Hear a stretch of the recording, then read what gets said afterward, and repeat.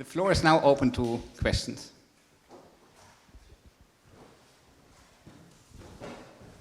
Hi, Stefano. Very nice talk. So I was wondering how much progress have we made in understanding heterogeneities in nudges? Because you might imagine that the reason why nudges are not effective is because we're kind of shooting in the dark. If there were to be a way of identifying the people that need it the most, then maybe it may make nudges more effective. So just your thoughts on that. Yeah, that's really, that's a great question, because one of the problems of nudges is that when we start getting 3 SMS messages in nudges per day, we start tuning out. If we get too many of these nudges, they become ineffective because for the same limited attention issues, right? So we need to use them sparsely. So how do we use them sparsely?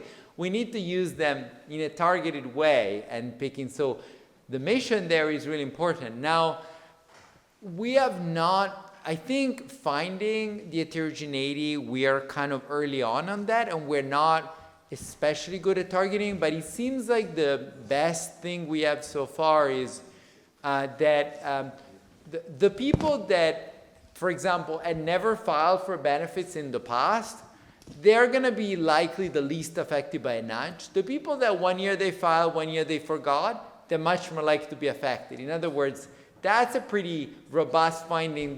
Some people are hard to reach. You'd love to reach them, but a nudge isn't going to do it. So then you might as well target the people that are in the middle. But that's a great question, heterogeneity. Thank you.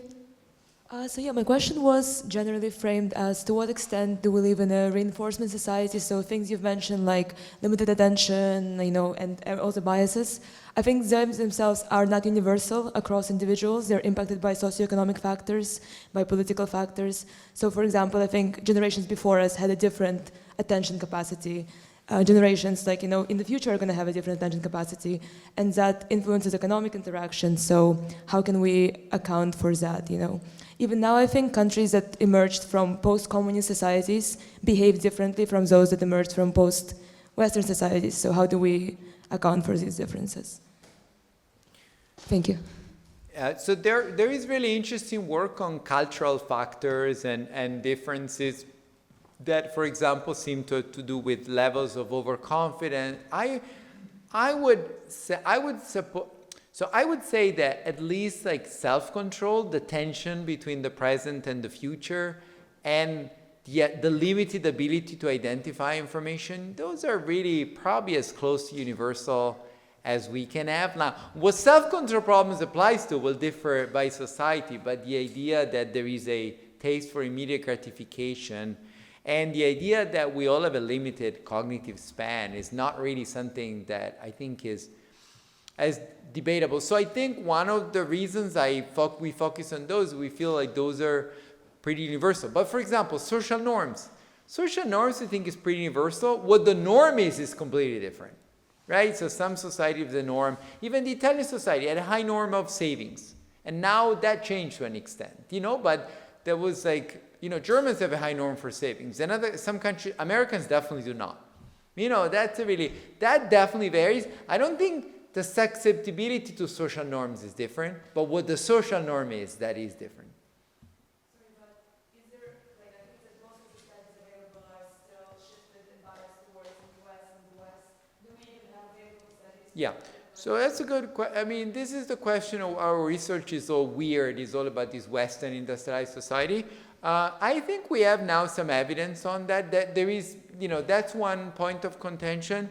So a lot of the evidence on behavioral economics, believe it or not, comes from development economists doing studies in Kenya, in India, in Chile, in different places in the world. And what's interesting is the take of the development economists that worked on this is that those big factors that we identified are present all over. The findings on present bias, on effort, on reference dependence are very similar across societies, but the context affects in a way how relevant they are. So in a Western society where, let's say, you go to a factory, you go to the office, and somebody monitors you, slacking at work is likely less important. But if you're an individual farmer or like somebody running your own stand, there is no commitment device to keep you going. So the self-control problems could be bigger, not because they're bigger per se, but the setting or the ability to borrow differs. So, but I think it's a great question.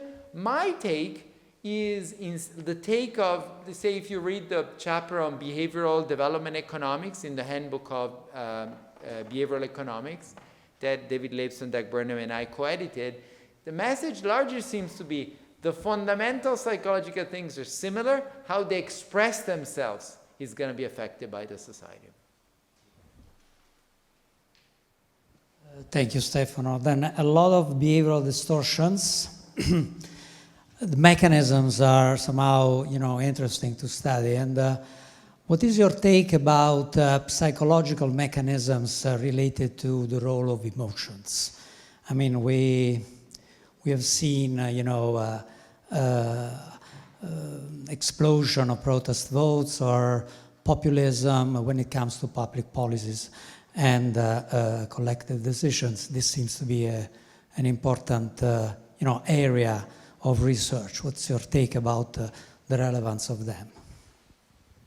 Yeah, I completely agree. I think emotions underlie a number of the things I talked about, not limited attention, but self-control. Like if you imagine yourself filing taxes, there is a strong emotional response, right, that underlies some of the self-control. If you think about the social norms and you're like, this government is unfair, I'm going to protest, that's like as in your work there is a clear emotional component to the social norm. We do things that individually, we punish people that do things that we think are wrong, even though it's not in our interest to punish, but we go out of our way because we want a society that is fair.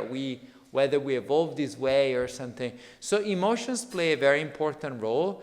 In many ways, they underlie the behavioral models. I do think that we have lagged behind in giving voice to them. For example, in the study of crime, emotions, violent crime, but we don't really have good models of that, but presumably most of violent crime is entirely emotional outbursts and yet we sort of don't quite put together how does that affect how people respond to incentives? So I completely agree that that's a really interesting area.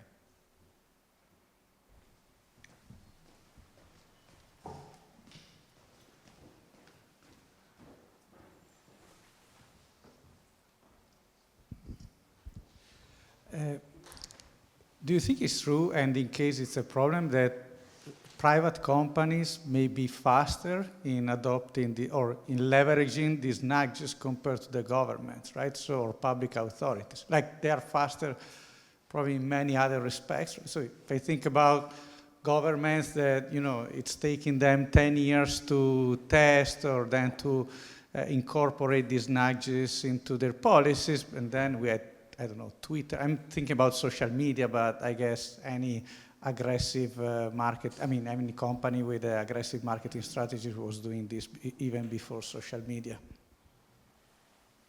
Yeah, companies are definitely faster, and that's, when I was saying that, marketing departments, in a way, a lot of it you can think of as kind of the nudge units of the company. They've been around for decades, and so it is true that some of the areas where nudges for government have worked well are areas where companies are not against it. For example, like incentivizing people to save is something that in general a company is happy to have the employees do it. It's a lot harder if you're trying to nudge in a direction and the company has there is a strong economic incentive.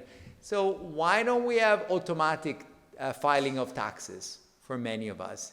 Because there are companies whose entire work relies on that, and that's lobbying. It's not even nudging, but there is massive lobbying, and so it becomes really difficult. So this is a place where political economy, which of course is a place that Bocconi excels at, there is very strong political economy forces that block efforts to make things simpler, or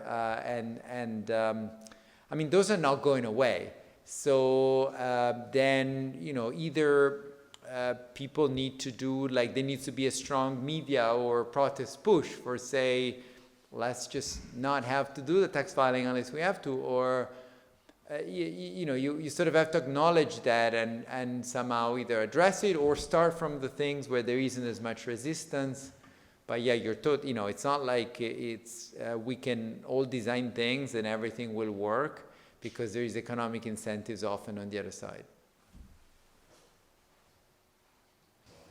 I had an observation to your missed adoption of nudges.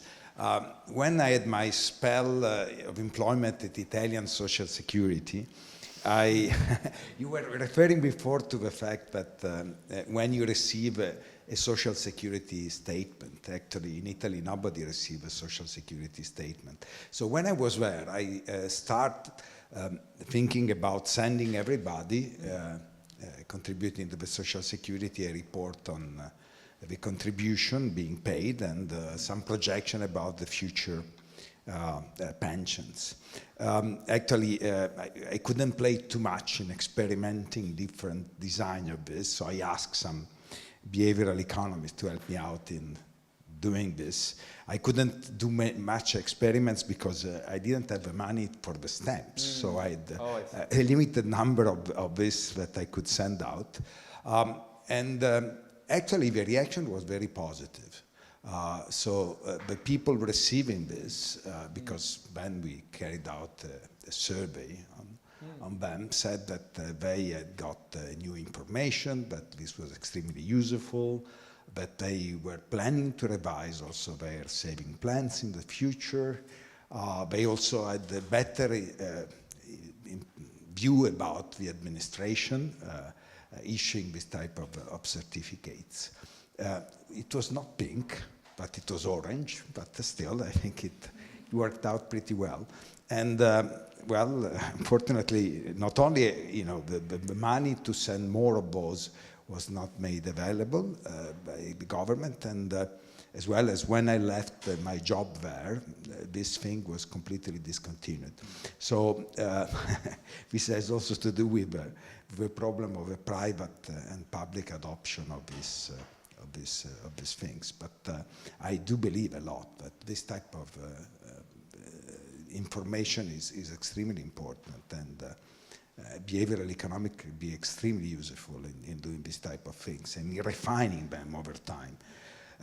One would need to get more information about the reaction and the responsiveness of people, and that may be one of the reasons why sometimes we get more evidence from developing countries where you don't have privacy rules that prevent researchers also to getting information on the heterogeneous response of different agents.